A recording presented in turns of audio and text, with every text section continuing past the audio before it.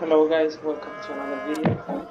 Today we're gonna see my Mexican strategy with the Baja California revolution.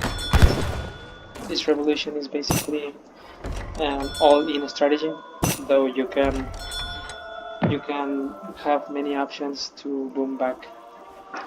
So let's look at it and I'll explain you my reasoning. So the first thing I like to do is to build an early market to get some early economic upgrades, especially the hunting dogs. And for that, I move 3 villagers up to 4 to wood. As you can see, I got 4, with the intention of either building a market or building a trading post, as I am doing here. The trading post offers you many advantages. It allows you to get your shipments early, and I have to emphasize that this strategy is very dependent on shipments. So as many shipments as you can get, and if you can get them earlier, will mean a better success rate for your strategy. So here I afforded my trading post, I am building it, and I am just waiting to build my first house, which I'm doing now. After I get the house, I can move all my villagers to food, and just to pursue a standard age up time. Let's look at my deck while I am aging up. The first card will be the Alhóndiga de Granaditas, which will grant me 1 Hacienda Wagon and 2 settlers. And it's a standard beginning with Mexico. The second card will be Land Grab, which will make my haciendas cheaper. This strategy is pretty dependent on my chinacos, or well, rancheros. My rancheros card, which will allow me to spawn Cuatreris for free at my haciendas. You will see that this strategy is particularly useful if you get extra Cuatreris in your haciendas, which they will offer you extra support in case your initial push fails. And Cuatreris are a very useful unit early on, and since they're free, they will be a backbone of your army, and their bonus damage against cavalry is very useful. So my first hacienda is up. I toggle it to automatically produce cows. In case you don't know, cows speed up the production of haciendas. It doesn't matter if you're producing resources, cows, or settlers. If you have cows toggled to produce at the haciendas, it will work faster. And if you will see, we're gonna see how much I use this strategy. So pretty standard aging up. The federal state I choose for aging up will be Tlaxcala. Tlaxcala has a federal card that allows you to get 2 settlers for each hacienda that you build. That will be particularly useful once I revolt, because when you are revolting, you cannot produce settlers at your TCs. So to have a card that allows you to get extra settlers, even though they may not be so many, you only get 14. It's still useful because you're gonna have settlers to recover your economy, to produce extra resources. Otherwise you would have none, and it will be difficult to maintain your initial push. So after I age up, I move 13 villagers to wood, 3 villagers to food. The main purpose will be to create all my haciendas, my 7 haciendas. That's why I sent already the land grab card, and you're gonna notice that as soon as I can afford one hacienda, I'm going to build it. The purpose will be to train 25 up to 30 villagers, and to have my 7 haciendas ready before I can revolt. That way my revolution will have its greatest effect. You're gonna see. Now I ate up the military wagon. I will use it to build my saloon. The third shipment will be 5 settlers to speed up my villager production. And as you can see, my second hacienda, I also toggled it to produce cows. Since my revolution will grant me the 200 pop, I only need few initial houses at the beginning. Since I am only going to produce 30 villagers, I only need enough houses to support that population. That's why I only have 2 houses. The rest of the wood I'm going to use it to produce my haciendas. You can see the next shipment will be 700 wood. And I position 3 villagers to mine coin here. Remember that the revolution costs 350 of each resource, so I must be ready to pay that price once I reach my 30 villagers. You can see I have now my third haciendas, and I'm also toggle it to produce cows. This strategy is particularly useful if you have as many cows as possible in your haciendas when you are revolting. You can see the 5th card will be the Rancheros card, which enables my haciendas to spawn Cuatreris. Those are basically the cards that you need during Mexico. The Jalonria de Granaditas, the Land Grab, 5 settlers, 700 wood, and Cuatreris. Once you have those cards sent up, you are ready to revolt. And of course, once you have your 7 haciendas. You can revolt earlier, but I don't recommend it because, for example, if I revolt now, I'll only have now 5 haciendas. Cuatreros will be automatically produced by my haciendas, but it would be much better to have 7 free Cuatreros every 1 minute or 2 instead of 5.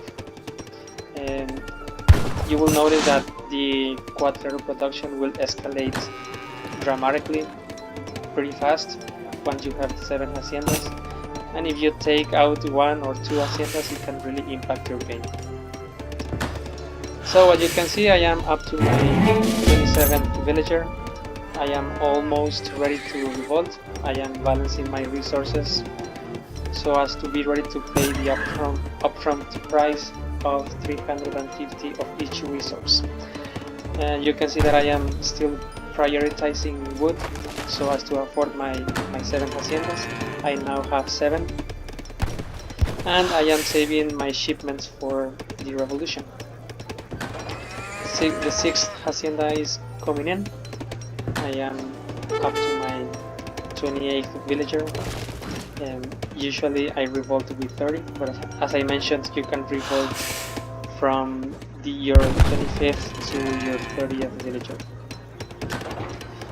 So as you can see, my haciendas are producing cows. The intention is to have as many cows as possible.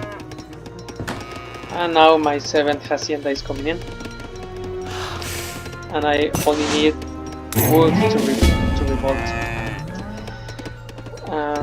My last villager is being trained. While it is being trained, I toggle all my haciendas to produce Cuatreros. As you can see, the time it takes to produce Cuatreros is quite fast, especially since Cuatreros are a very powerful unit in H2. It's free, it has good stats. So, for example, if you click the hacienda, you're gonna see that you produce 1 Cuatrero every 74.48 seconds, and this hacienda has 3 cows working on it. And in contrast, if you click the other, if you click the other, you're gonna see that the training time is longer, of course. And for example, this hacienda, which has no cows at all, it takes 90 seconds. That's the standard time it takes to produce a Cuatrero. So from 90 seconds to 74 seconds, which means 16 seconds earlier to get your Cuatrero, is a big deal. This escalates pretty quickly. So I have my 30th villager. I have one, I think, from a treasure, and now I am revolting. And by the time I revolt, I am almost getting my seven Cuatreris. So ideally, when you revolt, you would be placing your wagon, your post wagons to take the trade route, because this revolution is very dependent, or its success depends greatly on the amount of shipments you can get. So ideally, I recommend that use this post to take the trading route and to send your initial filibusters to take down the enemy's trading posts. But since my ally already took all of the route, I am not going to use them for that. I'm going to use them instead to create a forward base with outposts. So let's take a look now at the deck and the cards that matter during this revolution. As you can see, I sent my first shipment with the federal card of Tlaxcala Textile, which will deliver 2 settlers per hacienda. Since I already have 7 haciendas, and that's the limit that you can have as Mexico, I'll get instantly 14 settlers. And as I mentioned, 14 settlers are not a big deal, but since you don't have any gatherers, those 14 settlers will have a great impact in your game. Also, if you are fighting early, or if the opponent is rushing you, I recommend setting first the Soldier of Fortune card, which will give you coin when you defeat an enemy or if you destroy a building. And it will give you the same amount of experience points when defeating an enemy in coin. And considering that filibusters are already a powerful unit, that card will escalate quickly if you're gonna attack your opponent and kill a lot of units or buildings. So basically, if you send that card and you start killing units, even though you lose your initial army, you will have enough coin to replenish your army. They'll pay for themselves without the need of additional settlers. The other card will be the Outlaw Combat. It has, however, a cost of 500 gold, which is almost impossible to have right after you revolt. But as I mentioned before, if you have the Soldier of Fortune card and you kill enemy units, you're gonna notice that the amount of coins that you get will escalate pretty quickly, and you will soon be able to afford the Outlaw Combat card. What it basically does is that it gives you veteran upgrades for your saloon units, which include filibusters and Cuatreris. And you can see how important that is, because if your units are stronger, they will be able to kill more units in less time, to destroy more buildings, and if you destroy more buildings and kill more units, you're gonna get more coin, and you can see where this is going. The other card, if you control the trading route, you can also send the Team Trickle Economics, which basically increases the amount of resources that you can get from your trading posts by 60%, sorry. And that includes experience points, wood, coin, and wood.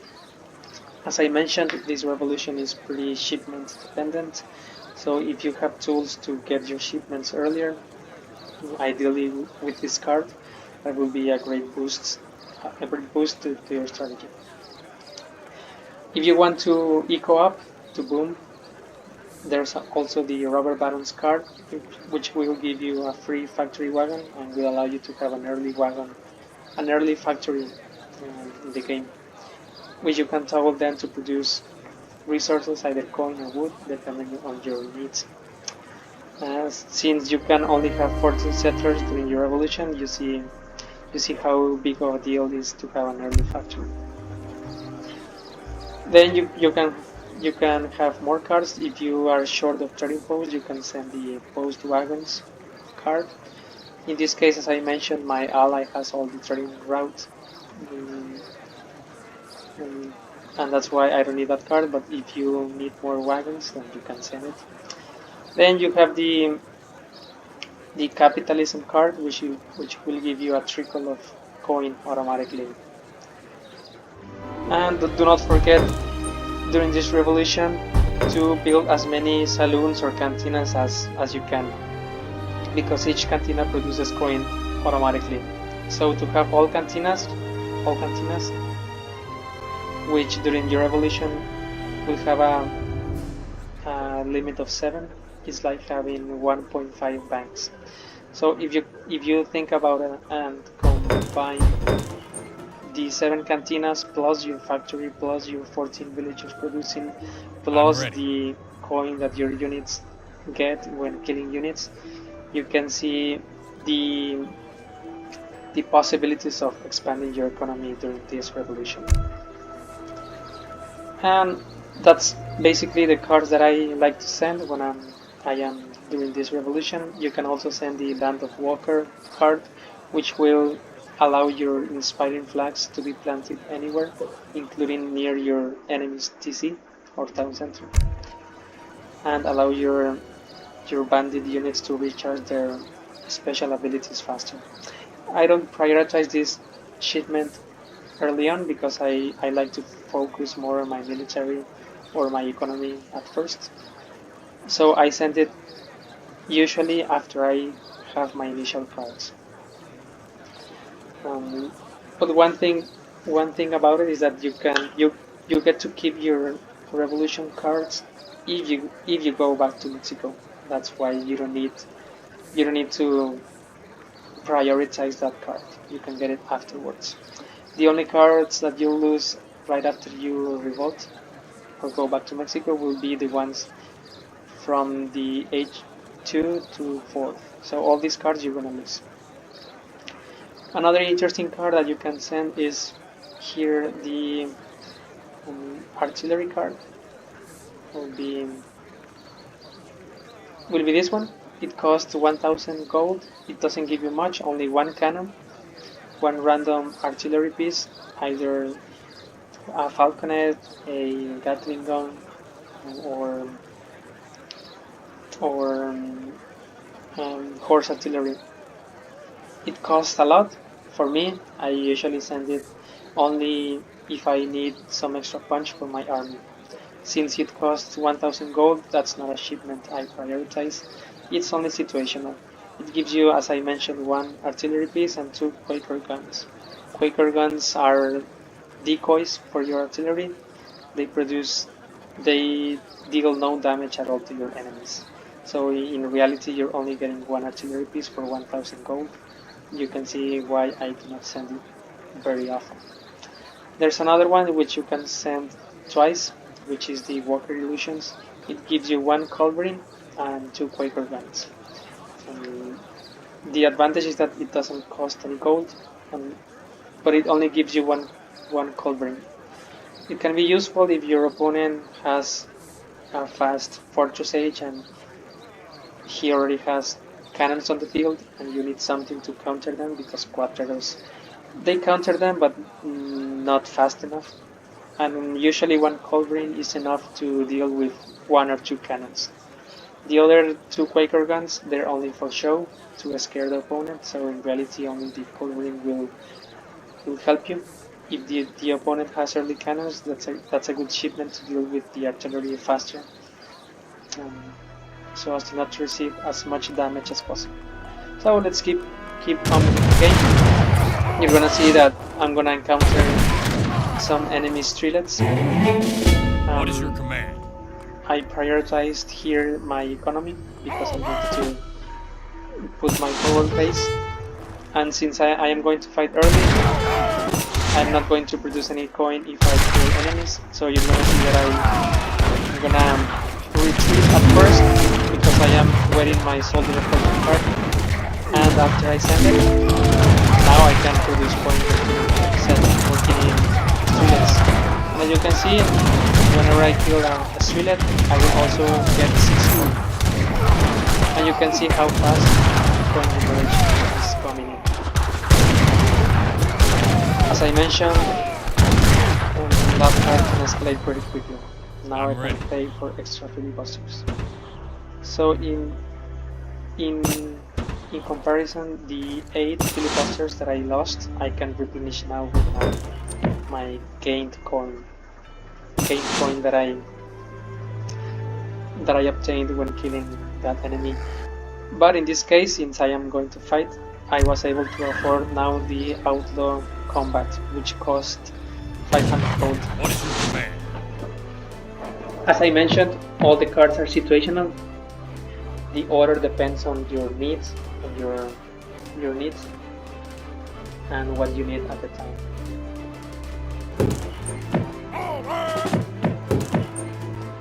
Here you can see that I'm using extra cantinas or saloons to get extra coin.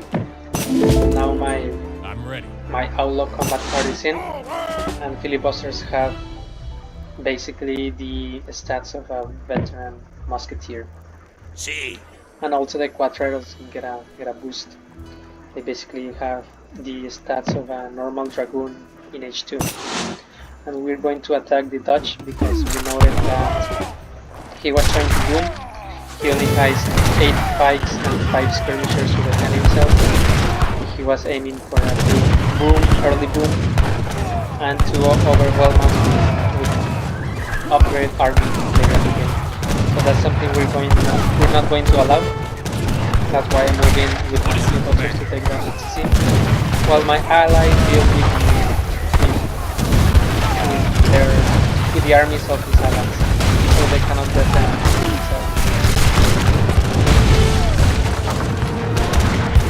That's basically it. You can see that I am now sending rubber by card to get factory. And I am using my 3 Cuatreris, which I now have 13 Cuatreris. Not a very powerful unit. And every unit I kill with them gives me extra coin. You can see how powerful that is, and Cuatreris are automatically being used. That's the importance of having a 7 So even though I am not having the filibusters yet, I still have Cuatreris covering. So you can see how important it is to follow my strategy. So India is out, and here also the Dutch is out. We're going to take down HC and Histidin. There were no more units for people to defend themselves. So yeah, with using this strategy you get an early power spike, and if your allies complement your army with hand cavalry or artillery pieces, basically this rush is almost impossible to stop. Que me ordena. Because you have Cuatreros, which counter cavalry, in small measure artillery. The filibusters are really good at taking down buildings, are fighting heavy infantry.